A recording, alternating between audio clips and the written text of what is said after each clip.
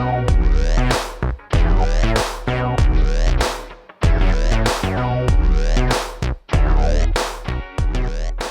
listening to the PR Wind Down Podcast, the show for public relations professionals who are ready to see real change in the PR industry. We are your hosts, April White and Laura Schooler. Let's get ready to wind down. How many cats do you have now? Well, I was laughing to myself. I'm like, Laura's going to get on this podcast and say, I always make a joke that April has a new animal every week. And then I have a new animal. It's so funny. I have the same animal. My cat, a few weeks ago, I was like petting her and I was like, oh my God, there's like scabs and all inside her fur, all over. And I was like, is this a skin problem or like... Has she been scratching herself? Well, her nails are like, you know, it's like Hugh Jackman and my cat. We could get in a duel to the death because I can't cut her nails because she won't let me anywhere near her. So she's got like, and so when she scratches herself, she like literally is like Freddy Kruegering her own body. I don't have those kind of cats. My cat's crazy, but your cat is crazy. She's better now. So like they're all gone now. They're healed. That's wild. It was kind of like gross and weird. Yeah. It sounds gross and weird. Your cat is not at all like mine. I was like, no, he's like this. Look how sweet he is. He's like in a ball purring. There's this kid that I found on Instagram, I guess. I don't know the kid's name, but his cat's name is Sir Pounce. That's adorable. Isn't that funny? And then he's got two other cats. And so you always see like the two other cats like sitting on a shelf in the background. But he's always there with Sir Pounce, who's this giant black and white cat. And Sir Pounce is so mean and pissed off. And the kid does something like, you know, what to do if you have a very angry cat. And then like he starts petting the cat and the cat starts growling and then goes after him and starts like eating his hand. This kid, it's like a 15-year-old kid eating this kid's hand. And he picks him. He's like, Sir Pounce. It's hilarious. And then the cat goes, like, it's like, and I was like, that's like my cat. Sometimes if I pick up my cat and she's nice, and then as soon as I put her down, she whips around and hisses and tries to kill me. I think you need me to recruit your next cat. I have like this weird track record of always getting the nicest cats. Anyway, you might I would say law of attraction, but then that sets you up to look like a hissing monster. Maybe it's just a lesson I have to learn. Oh, it's so sad. I know. She's okay. I wish I was as sure of myself as my cat is sure of herself. Maybe you are deep down. Maybe it is law of attraction. Then it's serving its purpose. Sir Pounce. Sir Pounce. That is so cute. Should we move on to our news story, Laura? Yes. You pick it, Laura. I kind of picked the last one. I saw this story that in Detroit, you can text a reporter and get a problem solved. So that to me, I don't know how they're going to do it. I mean, what if like thousands of people write in, right? Who like, are they staffed for this? But anyway, that's to me seems like a real direct way to know their community, right? And a value add to hopefully keep the newspaper afloat. So that's interesting because we were right. But how are they monetizing it? And how, like I said, what if they have 10,000 people writing every week? How are they paying for the staff? It's on the website. Text Outlier Media. It's an SMF service that delivers critical information for people in Detroit and allows them to talk directly to a reporter at Outlier Media. You can get housing, utilities, and other essential information in Detroit automatically. You can also use the service to talk to a reporter directly about a question or issue you're having when you need other information. That is really interesting. So it looks like Outlier Media is a independent company that maybe they've partnered with or hired.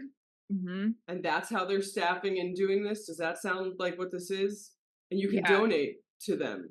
Yeah. So citizens in Detroit, you just text the word Detroit to the newsroom and get accountability and action where they need it. Oh, Outlier Media set up this text messaging platform to receive details about local issues.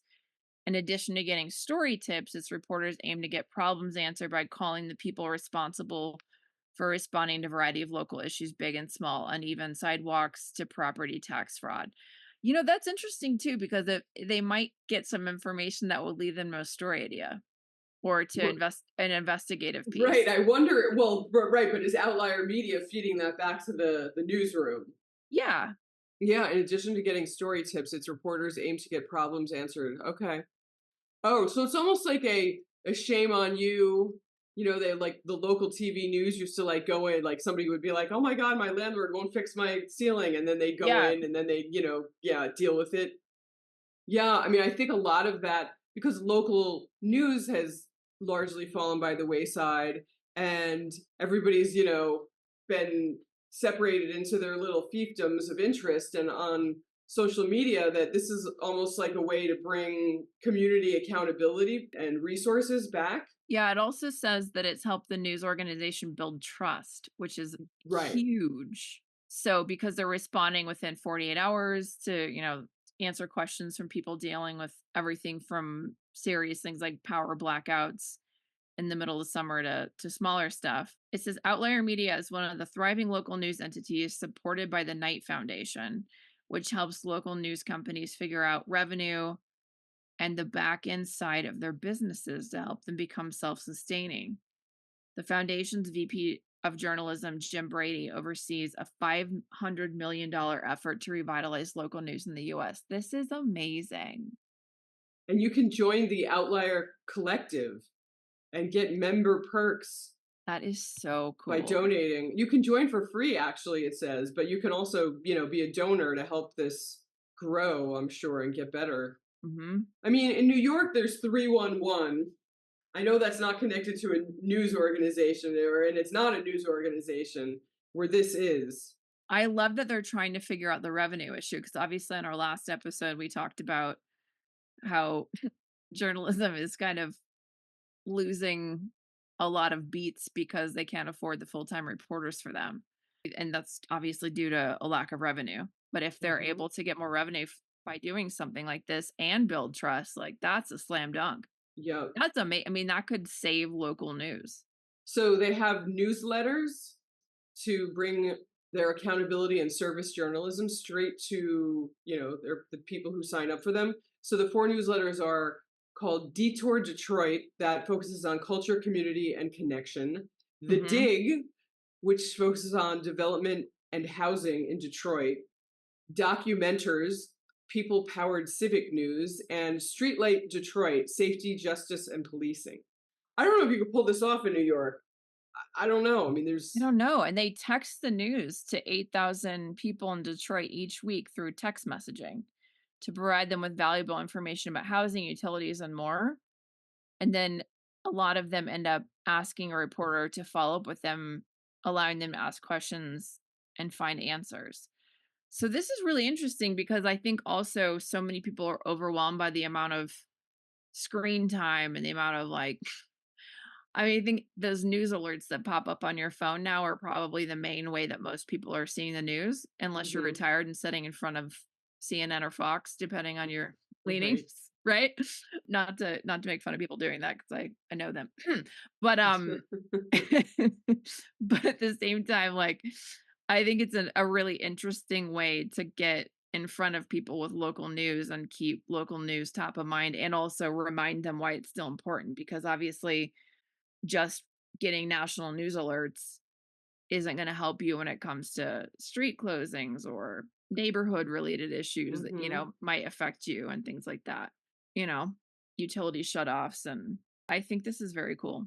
It just seems like a hard one to keep going just because of financial. But, Detroit is on a comeback for real this time. Yeah, so go Detroit.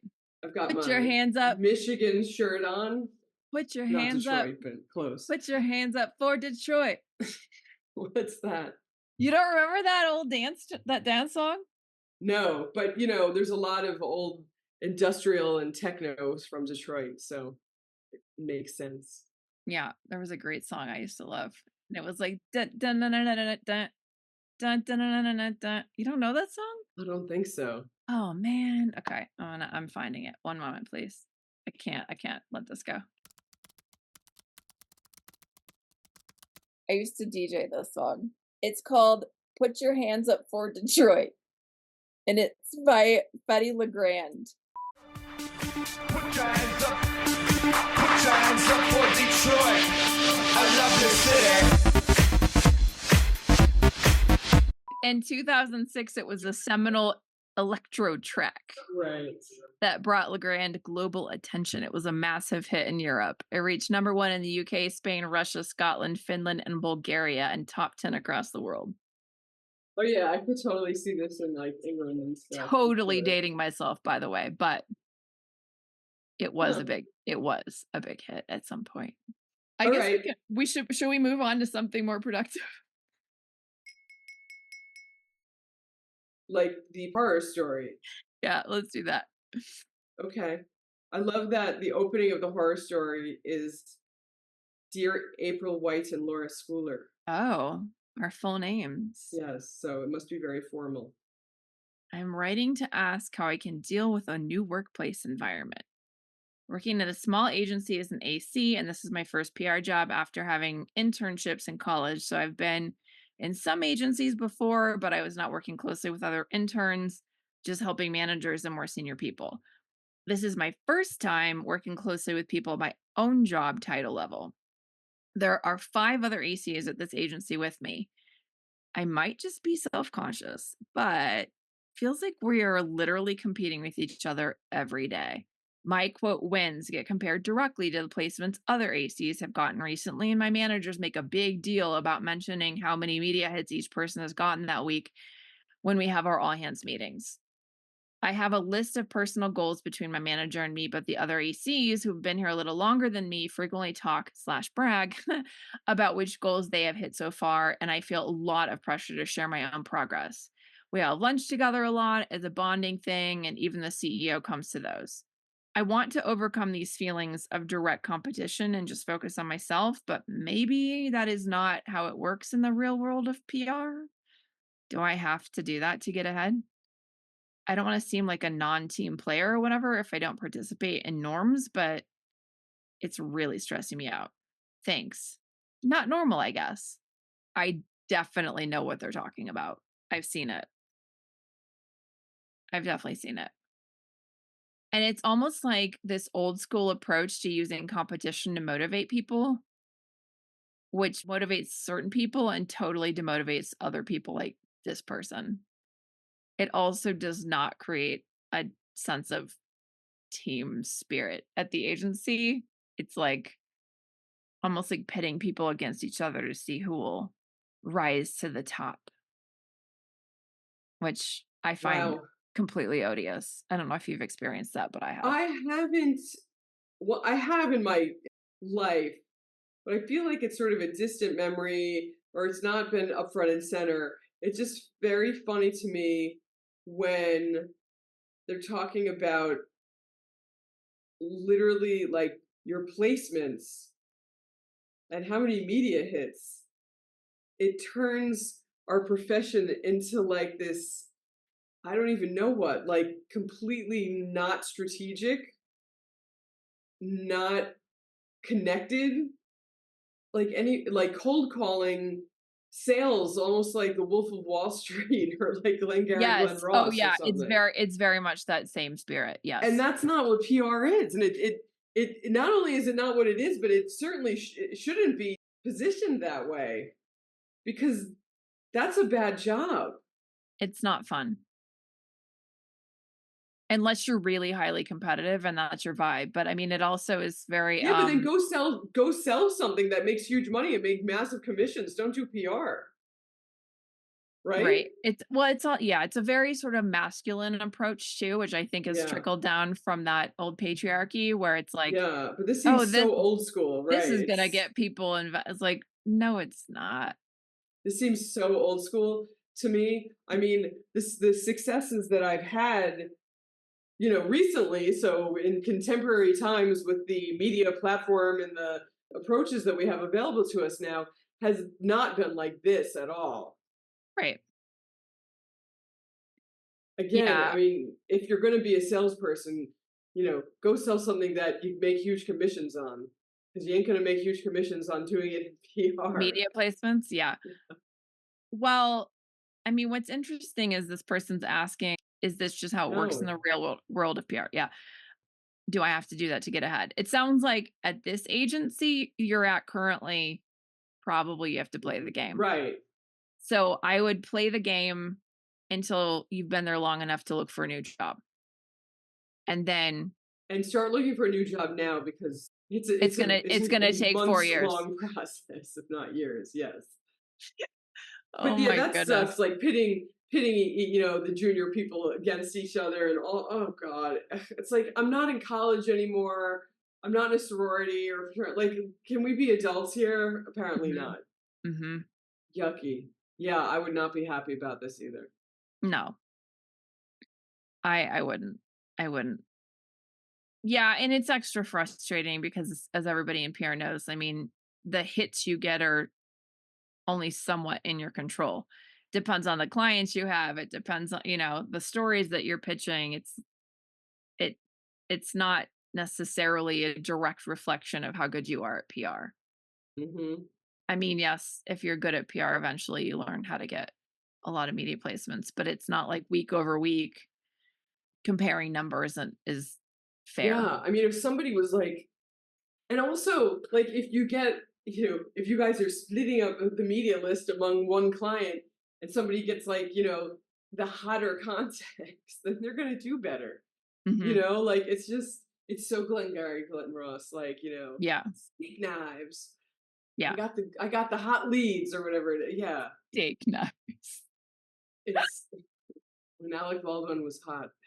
Okay, so the last thing we should probably leave this person with is some advice on options for how to manage the situation while they're still at the job, given that changing jobs in this economy is not necessarily an easy thing to accomplish. Right. Well, that's why I said, if you're going to change jobs, like, start trying to get it now, because it'll take months, if not years, to actually get another job. But in the meantime, so where you are now. Yeah. What can they do now? Oh, God. Read the news. Read. Whatever industries that your clients are in, read their trades. And then read the general news and read all of the, like, Morning Brew and The Hustle and what other ones? 1441. Are you aware of this? Quartz. And a lot of it, every morning these things come in and they're repetitive, but like then it sticks in your head what's like the important news of, the day and then the week and then the month is. And then all of a sudden you're somebody who knows what's going on in the news, and always look to see what reporters are writing these stories, because then their names start to stick in your head. And then you're like, oh, wait, didn't Sue Smith write about, this? Or it sounds like something she might be interested in. And then you will become a way sharper, better pitching machine, and at least you'll be getting the wins. And you'll just be a more knowledgeable human being and probably more confident when you're trying to eventually get another job. Yeah, and I would add to that, I would set up Google alerts for all of your clients, the industries they're in, and see day over day who's covering those topics. Add to your media list if there's somebody that is writing about it that you don't already have on there. Reach out to them and say, hey, I loved it right now myself, April. I loved the article that you wrote today about blank, blank, blank. If you're ever covering this topic again, I'd love to introduce you to my client, right? So I think that's something you need to do too. And then the other thing I would add is, when you get those media placements, which you will, then you're gonna have to self-promote the hell out of yourself. So you get those wins, and then you make sure everybody and their mother knows that you're celebrating it and knows about the hits. So you can't be shot in this role. It's gross, but in this role, you can't be self-effacing or shy. Yeah. You're going to have to be a little bit, to play the game, you have to be a little bit self-congratulatory. And like, if you get to the point where if you can stomach it, if you find out you're getting the media hit or whatever, and it came through, celebrating at your desk, like, oh my God, I got it. I got the New York Times or whatever, Right. I think that kind of thing would be helpful too, just to make sure that you're in the horse race with the other ACs. And then until you'll you have, find a new stuff to job. talk about when you're interviewing, Mhm. because you'll get asked the annoying question of who do you know and what stories have you placed, which are also dumb interview questions, but you'll Yep. have answers and you can stand by them. And add them to your bio and blah, blah, blah. And yeah, LinkedIn, your resume, whatever. Yep. Well, I think that covers it. Should we wrap it up? Laura Okay. Schooler. Thank you for tuning in to the PR Wind Down podcast, everyone. Remember to submit your agency's stories and questions and share our show with your friends and colleagues. And if you subscribe and leave us a rating, it will also help us reach new listeners like you. Can't Can't wait wait to wind down with with you you again next time. time. I think that was okay.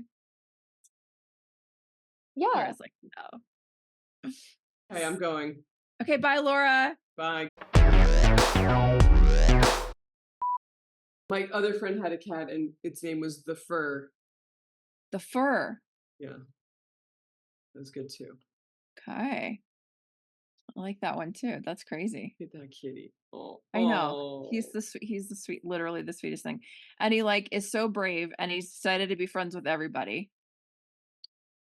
So he climbs on my giant dog and walks all over him, and there's one cat that at first didn't want to be his friend, but he endeared himself to him so much I noticed that he was cleaning the kitten while he was waiting for his dinner to get poured. Oh my God. While standing in the kitchen, and he's a grump. He doesn't like the other cat. Might as well. But this one's like, but I'm cute, love me, I want to be your friend, let's play. And he's like, shh. And then the kitten's like, I'm cute. It was it was almost like you could hear him go like, you bottom me, kid. And then the kitten's like, but I'm cute, I'm lovable.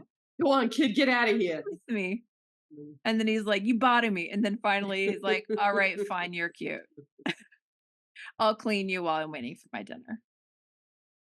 So cute. Oh, kitties.